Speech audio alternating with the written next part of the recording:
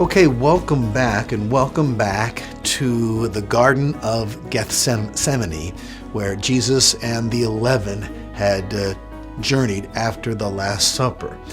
Jesus brings them all into the garden, the 11, and he tells the disciples to sit in a certain place while he would go to another place and pray across the garden, apparently. But he did take 3 of those 11 with him. So 8 are remaining behind, 3 now are with him.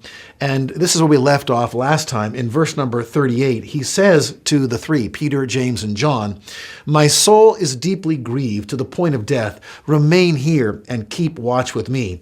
And then verse 39, "And he went a little beyond them and fell on his face and prayed, saying, 'My Father, if it is possible, let this cup pass from me, yet not as I will, but as thou wilt.'" I don't know why in the New American Standard suddenly they have got Jesus praying in King James English, wasn't invented at the time, but they're trying to appeal to readers who I guess think that when you talk to God, you got to speak in King James English. Well, you don't, and Jesus didn't, as a matter of fact.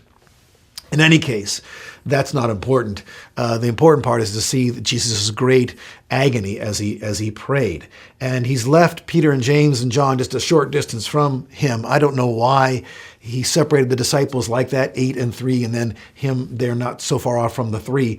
But he begins to pray, and his prayer, it shows the great conflict. And there's no other word that is a word that rightfully describes it, because it's a prayer that he's asking if it's possible that somehow I wouldn't have to go through with this, but yet submitting himself to whatever the will of God might be. So you can see there was an element of Christ that didn't want to go through with this, but there was the stronger element that said, I'm willing to go through with it if it's what the Father wants me to do. Okay, and I like that. It makes me feel as if Jesus' sacrifice was even all that much greater, because he wasn't going to the cross like a robot. It was a very difficult thing for him, as illustrated by the agony of his expressions and him saying, "I'm deeply grieved to the point of death," and so forth. And this prayer of agony, that looking for a way out of this. Oh my goodness, that was Jesus. Jesus was tempted to not go to the cross. And we learn later on in Matthew's gospel, when Peter and some of the disciples tried to defend him from being arrested just in a short time, Jesus says, "Don't you know I could just call for 12 legions of angels right now?" In other words, apparently he could have, by his will and by his prayer, gotten out of it. And so this was a prayer of consecration. It's a good prayer for us to imitate when we find ourselves being tempted to not do the will of God. It's okay to acknowledge, "Oh, Lord, I don't want to go through this. Lord, I'd prefer this other way. There's something in me that, doesn't want to do this. I'm being tempted to find a way of escape if I can, because I don't want to do this. But, Lord, not my will, but thy will be done." And as a matter of fact, Jesus prayed that prayer, the same thing, 3 times. 3 times. So it wasn't that God the Father needed to hear it 3 times, it's that Jesus needed to say it 3 times as he wrestled within himself, will I go through with this or not? Because I think, based upon the evidence, that had Jesus prayed this prayer, "Lord, if it's possible, let this cup pass from me," and stopped right there, he could have escaped the cross. He could have called for 12 legions of angels, you see. So no one took his life from him. He gave it up freely. He himself said that. But had he done that, you and I would be doomed forever. Forgiveness of sins would not be available. Eternal life would not be available. We'd be getting what we deserve, which is to perish in hell. Right? Right. So I'm so glad Jesus added, "Not my will, but your will be done." That is where, in one sense, our salvation became a real possibility because of Jesus' consecration. Aren't you glad for Jesus? We ought to stop right now and sing a hymn, because this is so wonderful when we think about what he has done for us. Verse number 40, "And he came to the disciples and he found them sleeping."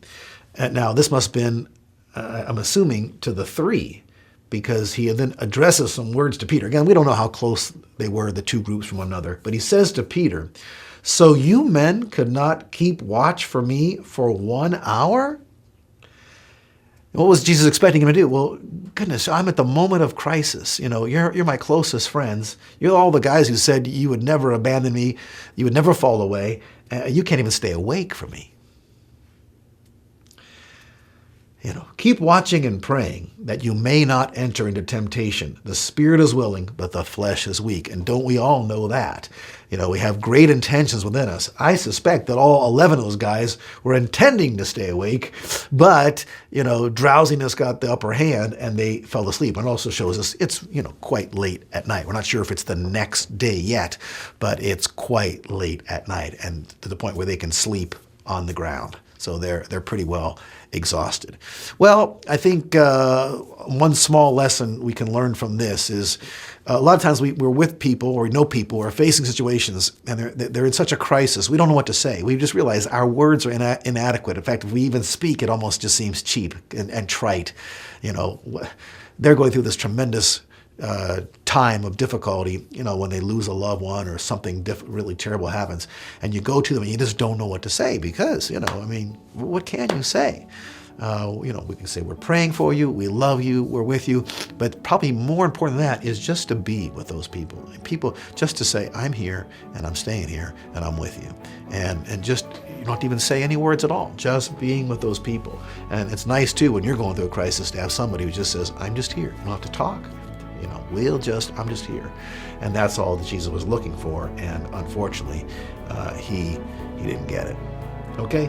All right, well, we're going to keep looking at Jesus' prayer as we continue this study of his time in the garden. So I'll see you next time.